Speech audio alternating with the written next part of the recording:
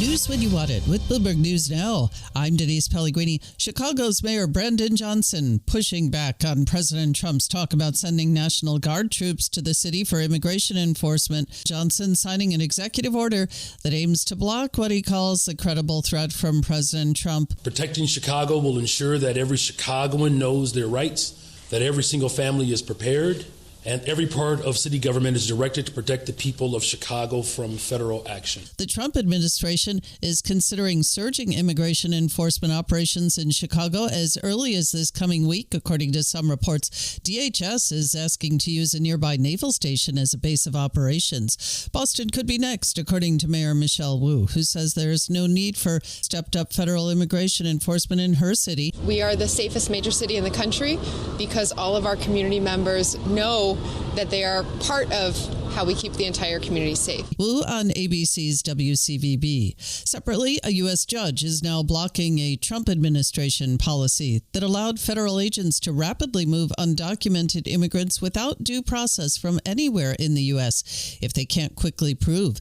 that they've been in the country for more than 2 years. Russian President Vladimir Putin has landed in a port city in China for a 2-day Shanghai Cooperation Organization summit. China's President Xi Jinping and India's Prime Minister Narendra Modi have already met. They held their meeting on the sidelines of that gathering, the first such meeting since President Trump returned to power.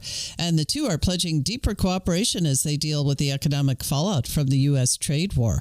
Modi announcing resumption of direct flights between the two countries and says ties have stabilized after soldiers pulled back from friction points on the border.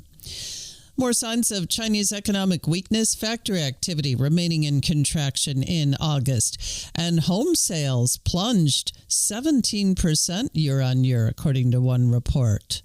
All this is raising speculation of more support from China's government for economic growth. In the Middle East,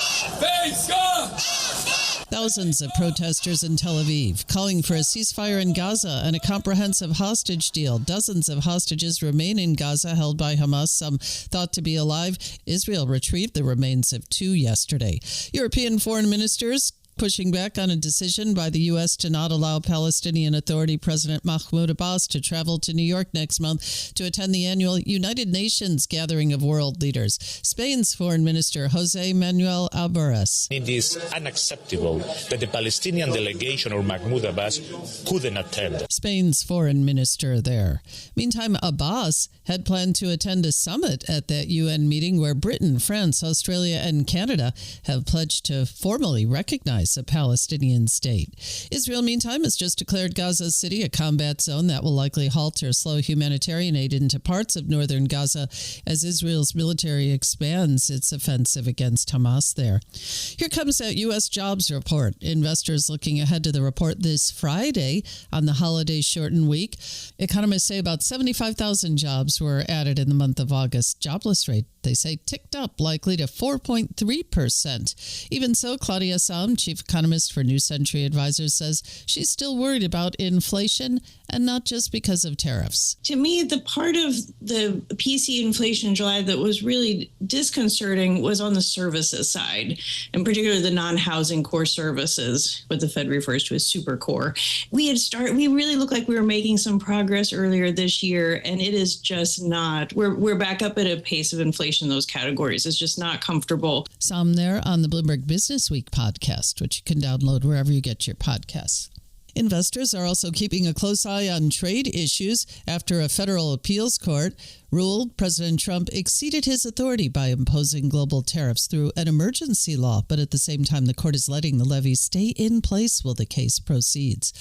Stephen Myron's Federal Reserve Governor confirmation hearing set for this coming Thursday, and it looks like he could be confirmed before the Fed's next scheduled rate-setting meeting. President Trump appointed Myron to fill the last few months of a term vacated when Fed Governor Adriana Kugler resigned. Boeing has paused contract negotiations with striking machinists union and doesn't plan to resume talks with the defense industry machinists until after the Labor Day holiday.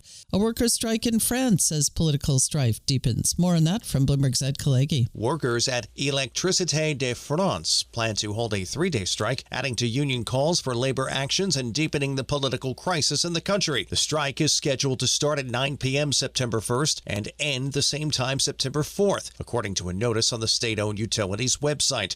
It didn't give further details on any potential impact on operations. A union representative said earlier this week that it's seeking higher wages in the industry and lower bills for users. Ed Kalegi, Bloomberg Radio. If you regretted not spending a few bucks on last night's Powerball, you'll have another chance. The Powerball jackpot has swelled now to $1.1 billion after no ticket matched all 6 numbers in last night's drawing.